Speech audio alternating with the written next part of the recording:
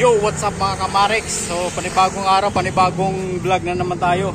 So, ngayon ay ipapakita ko sa inyo yung itsura ng motor natin na ang dami ng kulang. So, nilista ko nga kanina, bali 17 yung items na bibili natin sa Caloocan. So, ipapakita ko rin sa inyo yung pinangyarihan na na-aksidente tayo sa motor. So, madadaanan natin doon yun sa may San Marcelino Corner, Escota. So ano yun, malapit sa may Meralco. So ngayon ipapakita ko sa inyo yung motor natin na items na bibilhin. So yan, makikita natin si Rodel, yung kasama natin. Saka yung idol natin, si Camille. So ipapakita ko sa inyo yung yung itsura ng motor, yung bibilhin natin na items sa Caloocan. So napakarami, 17 nga yung nalista ko doon. So ipapakita ko lang sa inyo.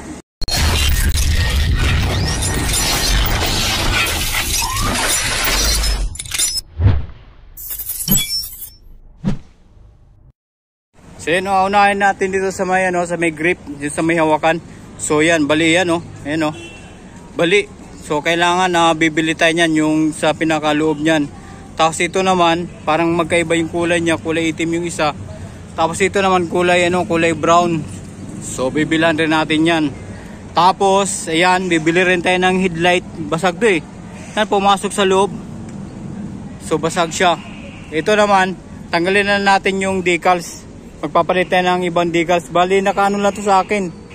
Naka siyam na buwan. Nung nag-vlog tayo, siyam na buwan na na-aksidente tayo kaagad. So ayan, ito napapansin ko na nagiging dalawa na yung yung cable wire niya. Isa lang dapat yan, ito. Tapos ngayon nagiging dalawa na. Tapos ito naman nagwiggle-wiggle yung gulong niya. Ayun nagwiggle-wiggle yan. So ito, stopper lang siguro yung kailangan yan para gumanda yung takbo. Tapos yung filter nito, may filter yan. Yan hindi na siya tumapat, kaya bibilhan rin natin yan.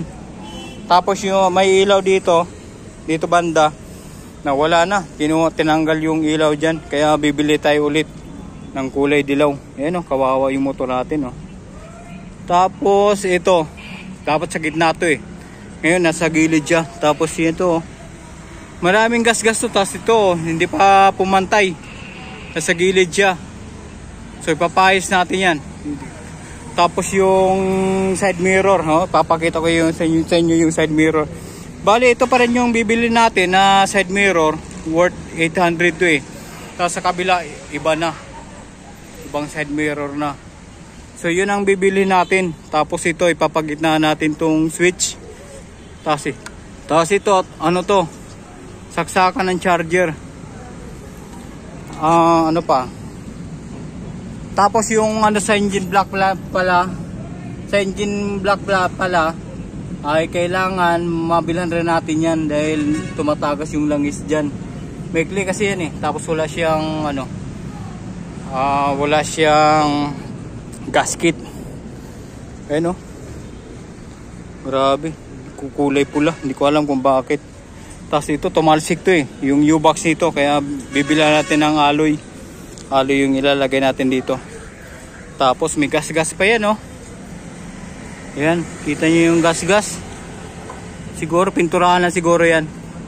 So yan, paalis na tayo. Magbibideo lang tayo sa kalsada. Medyo mabagal yung takbo natin, nasa mga 60 lang yata. Mga ganun lang kasi nagwigil-wigil nga yung gulo natin. Tapos yung madaanan natin yung sa pinangyarihan na sa may San Marcelino Street Corner, Escota. Doon kukunan natin ng video yung pinangyarihan. So tara, biyahe na tayo. Aray ko. Ay nako, hirap pumatong talaga, Camille. Ba't ganun? Hirap talaga yun. Hirapan ng pumatong, nanginginig yung hita ko Kakayanin.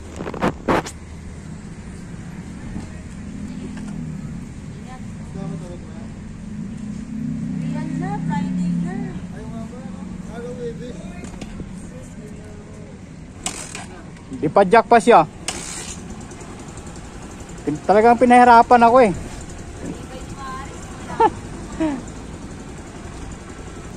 Nanginginig pa yung hita ko eh. Ang hirap pumatong. Di. Thank you. Many tic-tacs later. So yun guys, mayroon ng traffic light dito sa may Apasible. So dati parang malaki. Tapos yung pangalawang kanto, kung di tayo nagkakamali, doon tayo na disgrasya. So doon tayo mag-vlog.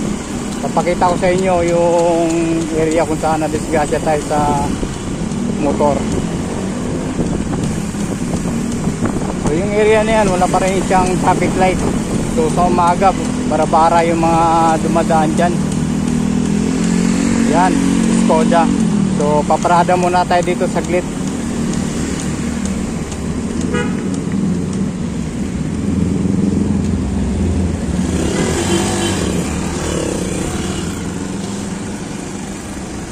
Guys, andito na tayo sa may Skoda Street, corner San Marcelino Street. So dito tayo na disgrasya ng motor. Yan, yung area na yan. So ipapakita ko lang sa inyo yung CCTV camera, yung nakatutok doon sa may doon sa may area na yon. No? Parang dito nakatutok lang yata siya doon sa may yung traffic light na yan, Pedro Hill yan. So ito yung ito na yung CCTV na yon. Yan. So wala akong nakita rito na nakatutok doon sa may sa may Skoda Street. Ito. Yan, yung camera na yan. Yun ang nakatutok doon at makikita natin yung taxi na mabilis yung takbo. Pati yung guard na nakausap natin doon sa Meralco, naalala niya na may aksidente dito sa motor. At tayo yun. Ako yun, yung nadisgrasya. Bali 6 months and 7 days na nakalipas, no? Nagdisgrasya tayo dyan. So mabilis yung taxi. Ayan yung area na yan, no? Mabilis yung taxi, kaya nabangga tayo doon sa may taxi na kung medyo mabilis yung takbo natin, tayo sana yung mabangga at maaaring maputulan tayo ng dita. So yan, makikita nyo rito, may mga malaking truck na dumadaan. Ayan, natakpan lang tayo. May dumadaan dito na yan. Yan, ang lalaki na mga truck na dumadaan dito. So mas maganda sana kung yan ang nakabangga nung taxi para makaladkad siya. Iwan ko lang kung ano mangyari sa kanya. So yung yung taxi na yun, hindi ko alam kung bakit tinangga pa rin siya. Samantalang stroke survivor yun. Patay na yung kalahating katawan niya pero tinangga pa rin siya. So ayan, makikita natin nandito sa may uluan natin yung yung CCTV na nakatutok dun sa may area. So diyan tayo mismo sa na aksidente diyan mismo. Ayan, lumipad yung natin, yung U-box natin sa sobrang lakas ng impact. So madami yung mga nasira. Tapos 6 na buwan at 7 days na hindi tayo nakapasok.